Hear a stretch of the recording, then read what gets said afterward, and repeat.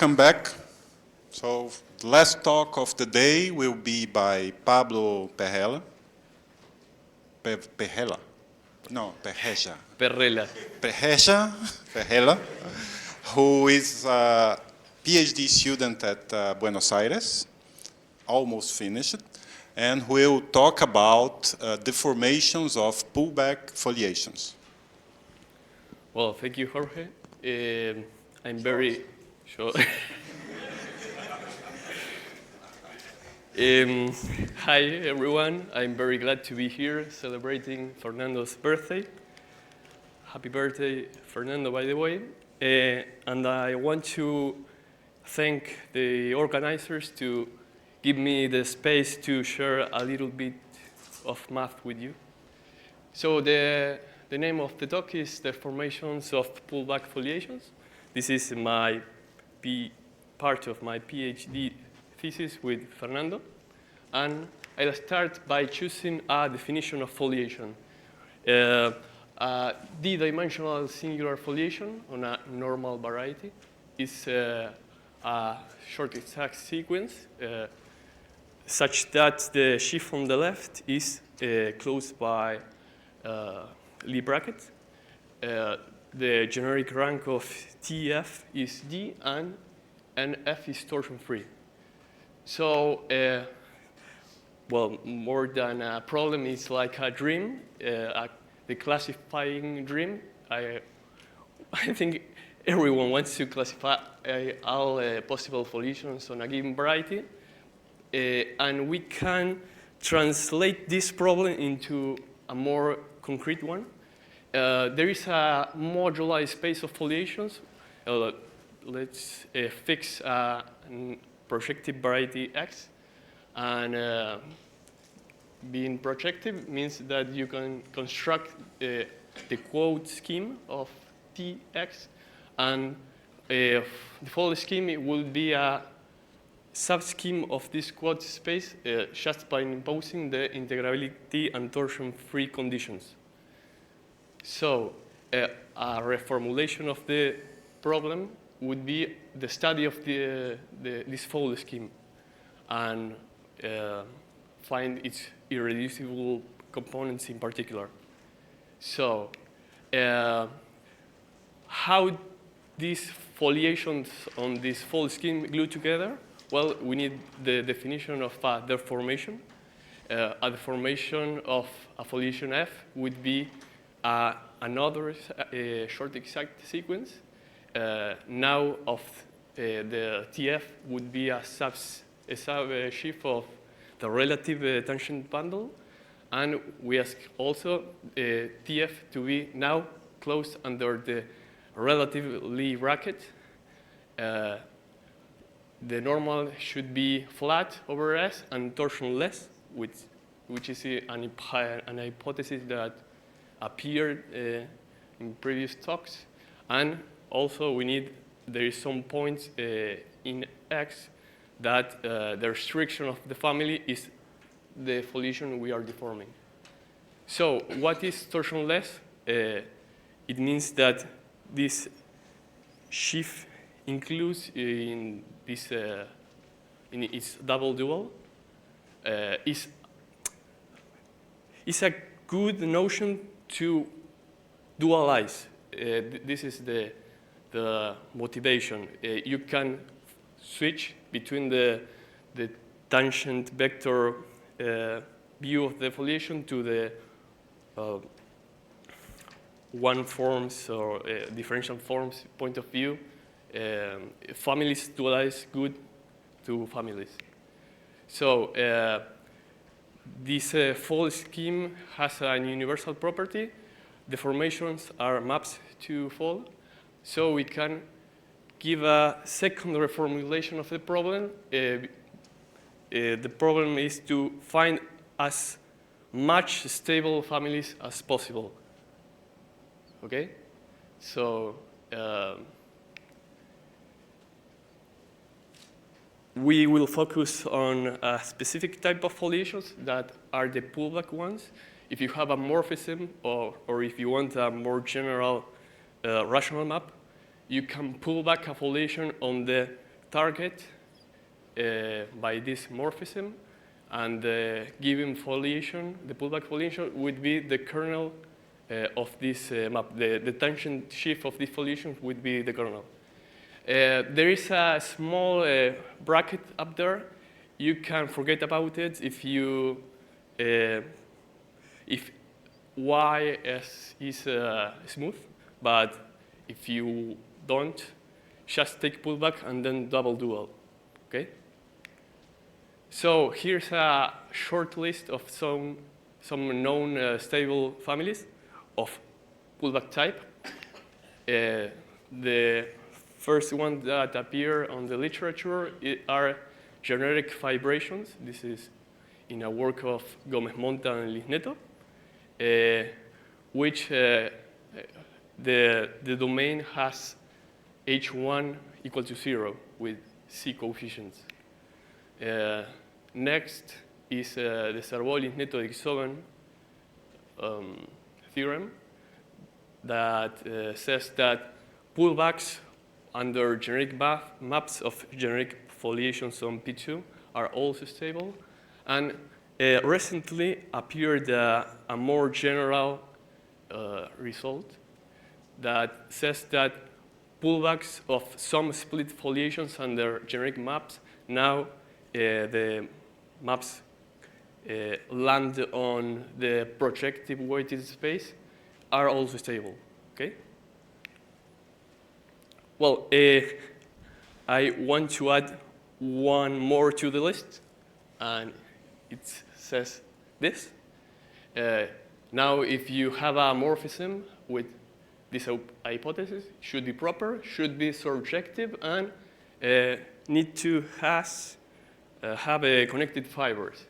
And there is a hypothesis of smoothness, and one that is similar to Gómez-Monta-Lisneto one, okay? The H1 hypothesis. Now, if you deform a pullback foliation, you can have a smooth neighborhood of 0, which is the point that defines the foliation, such that there is a deformation of G, that F is a pullback of G. So the formation of pullback foliations are still pullback. Okay. I want to give I want to share the main ideas of the proof because I think it's interesting. The key idea is to give a characterization of pullback foliations in terms of this relative tangent subshift. If you have a foliation F and a morphism pi, then F is pullback if and only if this relative tangent shift is included in TF, okay? So the idea of the proof would be this. Generalizing the quad scheme, there is a construction by Grothendieck also that is called the Drapeau scheme. Now, instead of subshifts, we are going to parameterize flags or filtrations of a given shift E of length L, okay? So the Drapeau scheme would be drop 2, I think. Okay. Well, entonces, you have a map between drop 3 and what?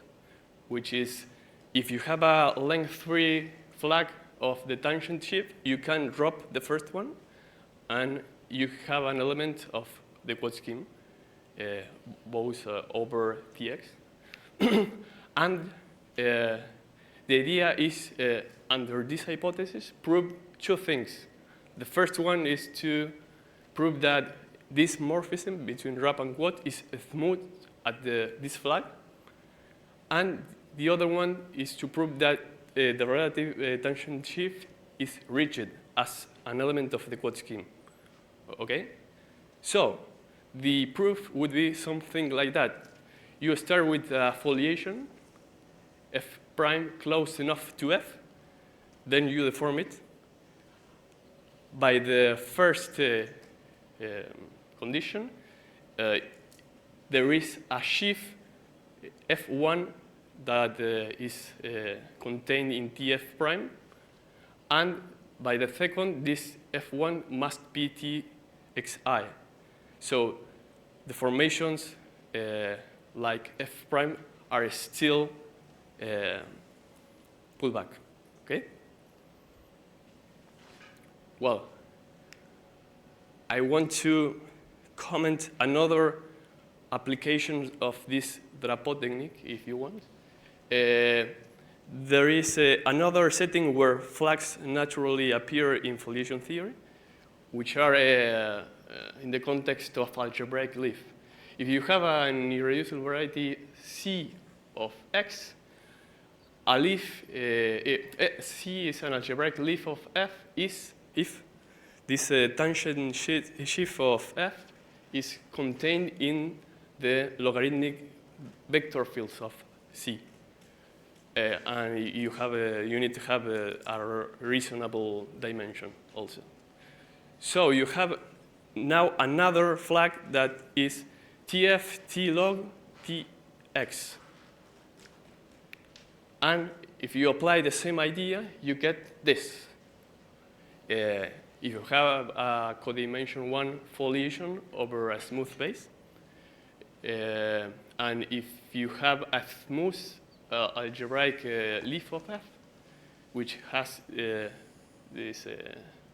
which verifies these conditions, C must be smooth in Hilbert scheme, and this, if you have this vanishing of the space of global sections, the formations of F still have algebraic leaf. Even more is true, there is a deformation C, curly C, such that restrictions of this curly C are the algebraic leaves that we wanted. Okay? And I want to give an idea of why this is true, but first I want to check these vanishing conditions on some cases.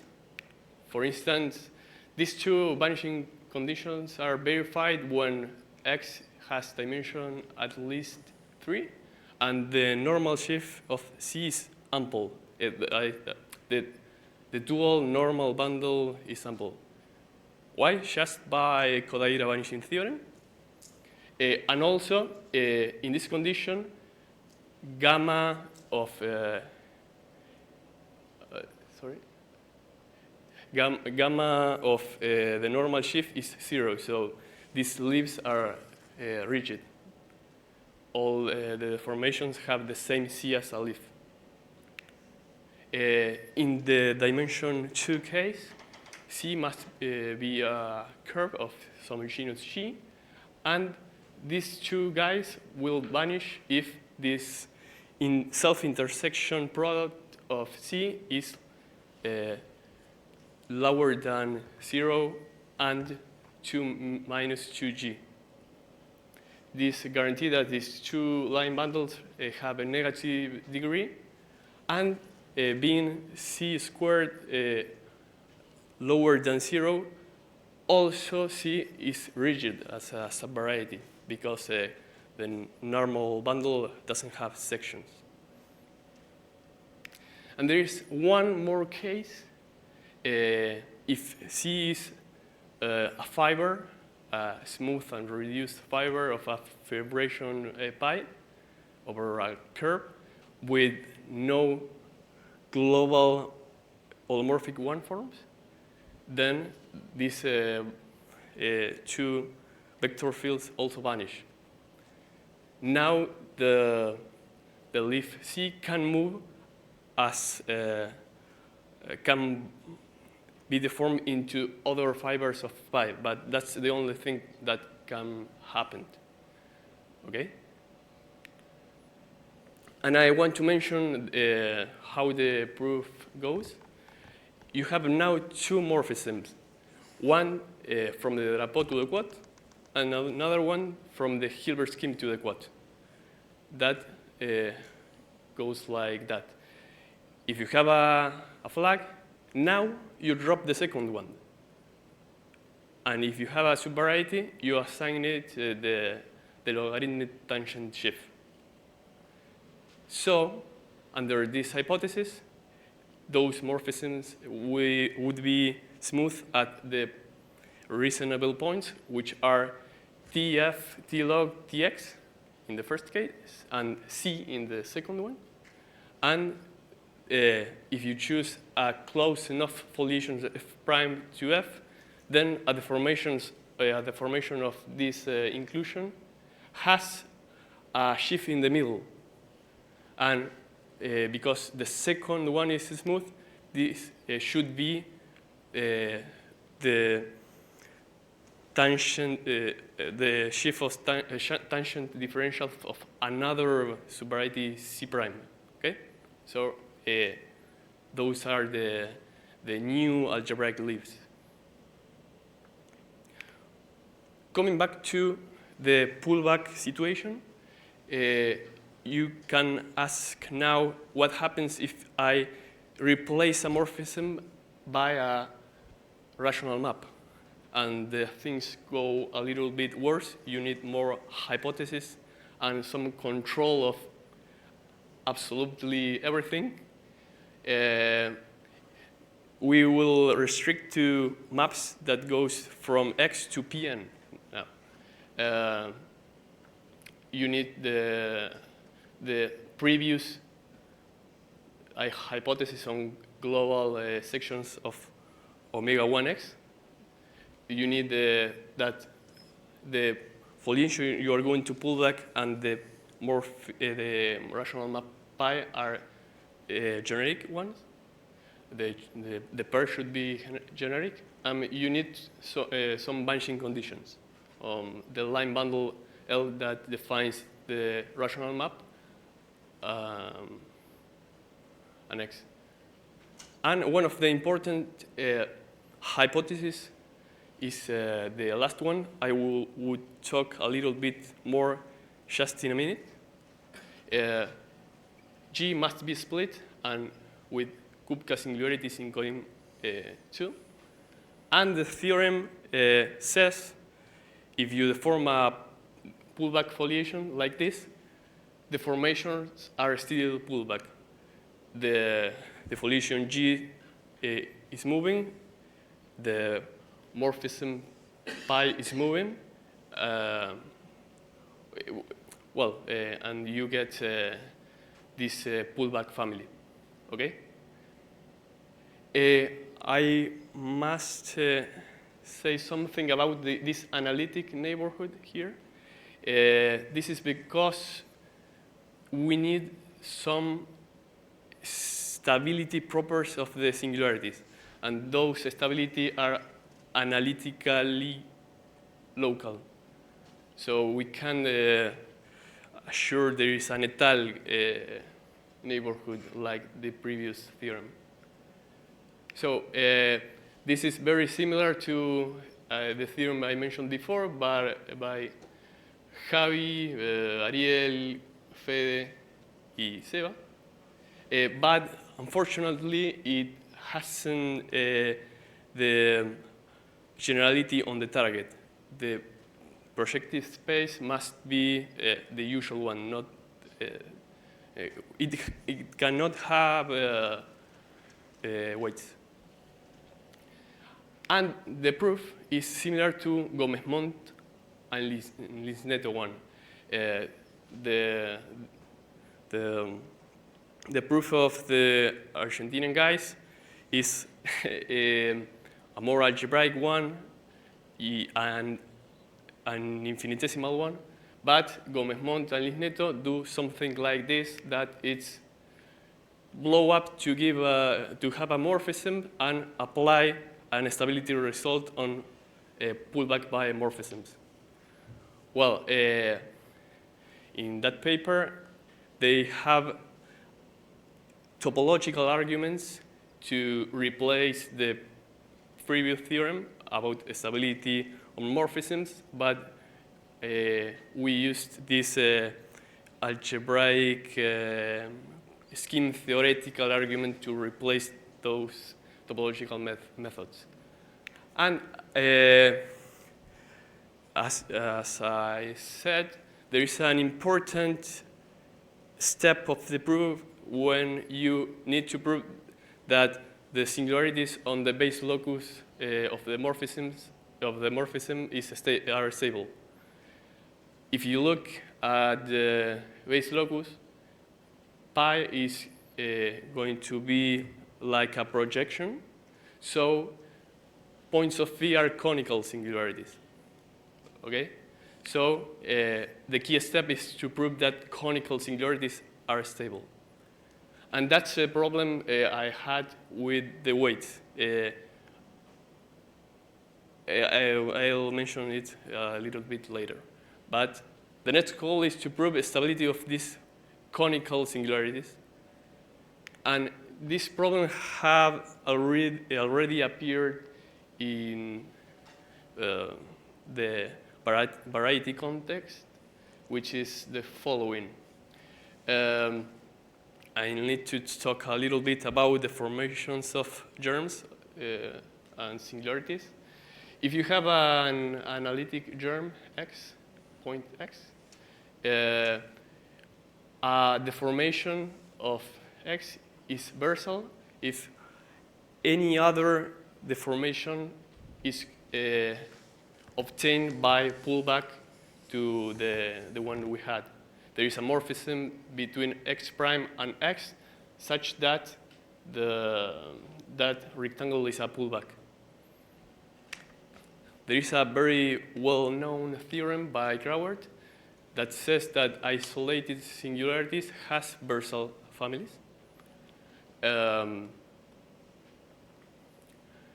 And in some particular cases, you can explicitly show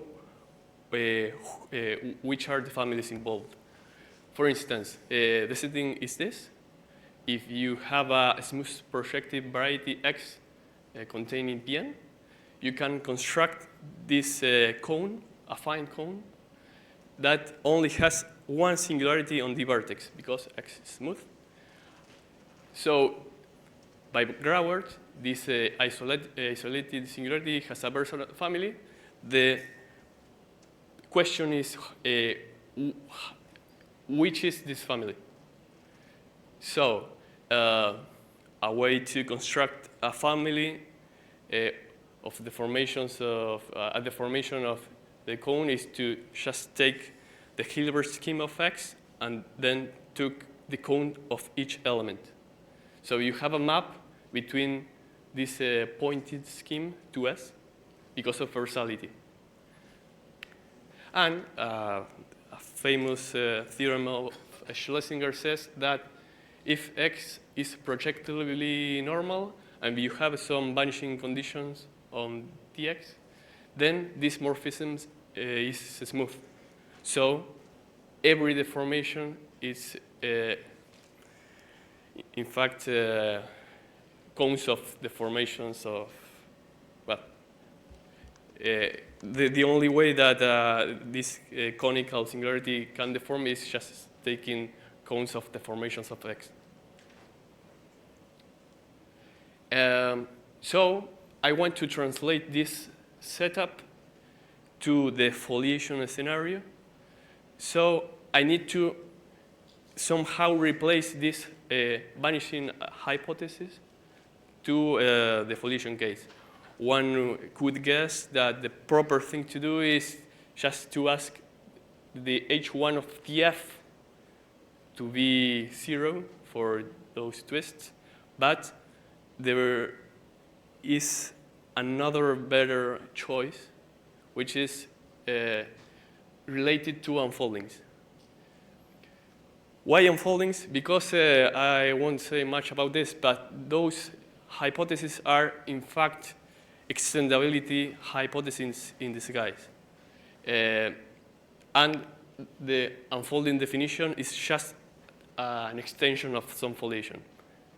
In fact, if you have a foliation of codimension 1 on analytic germ X, an unfolding is on a deformation of X is a codimension 1 foliation germ on the big space, such that the restriction to the central fiber is just little f. The important thing is both foliations must have the same codimension. So you can do a standard deformation theory for those families. If you take, for instance, this family, just Cn times this little interval, we call these types of unfoldings first order unfoldings. One of those is determined by one form of this type. Now this one form must be integrable for not the it must verify this condition, but this D is now is not the relative differential RAM. As usual, you need to differentiate the E2. So this is an unfolding if and only if, after some computations, this equation holds between eta and h. So you can take all of these pairs eta and h into one vector space, the one that appears on top, and you need to consider the unfoldings that came by automorphisms of the family. So we call the second ones trivial unfoldings. Therefore, the infinitesimal, the first order unfoldings of F, the isomorphism classes of them is parameterized by this vector space, which I will call F. Well, this naturally has a grading, just by taking the usual grading of forms, vector fields, and functions of Cn. And we have a natural candidate to replace the previous extendability hypothesis. So that's what we are going to do now. You can copy the definition of versality to the foliation context. If you have a deformation of F, this deformation is called versal if each other deformation is obtained by pullback by some morphism, like this.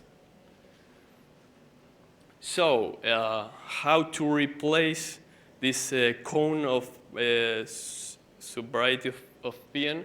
You can make the same construction. If you have a foliation on Pn instead of a subvariety, the cone would be the pullback of F by this quotient map. So now we obtain this conical shaped foliation on the origin of n+1. So if you have this universal family of codimension 1 foliations of degree k of Pn, then you have a similar statement to the subvariety case. If F doesn't have any polynomial integrating factors, and you have these vanishing conditions, similar to the H1 ones, then the cones of this family of deformations of F is a versal deformation of the cone. So conical singularities are stable. Well, those are the Schlesinger hypothesis I talked about. And one issue to have in mind is if you want to this theorem to be of any use, there must be some foliations which satisfies this hypothesis. When there are ones that have been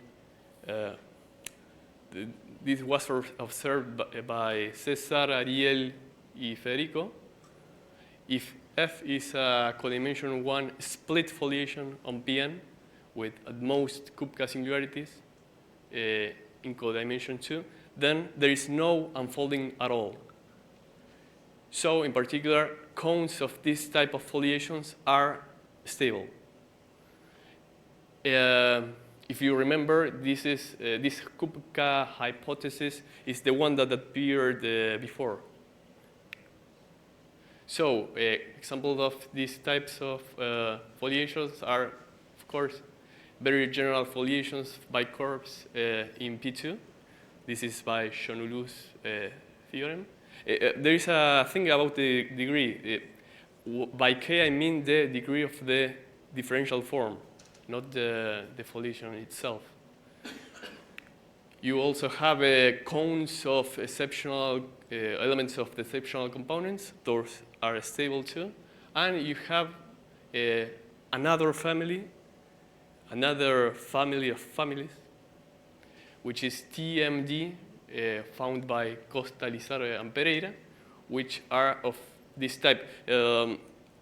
Loosely speaking, they are pullbacks of P3 or Pn, in that case, of a foliation by curves in the weighted projective plane.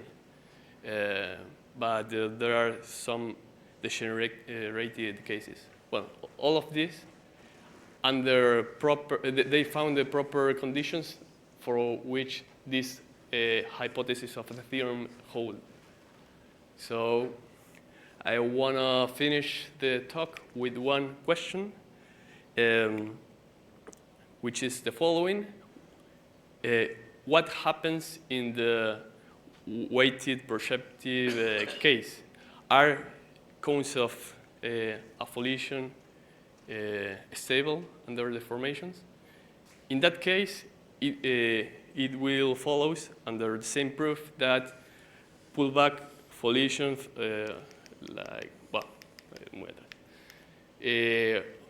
by rational maps from X to the projective weighted space are stable also. So if anyone have a clue about what could happen, let me know. But for now, I want to thank you.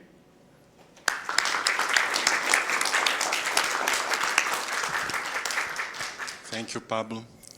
Questions? Comments?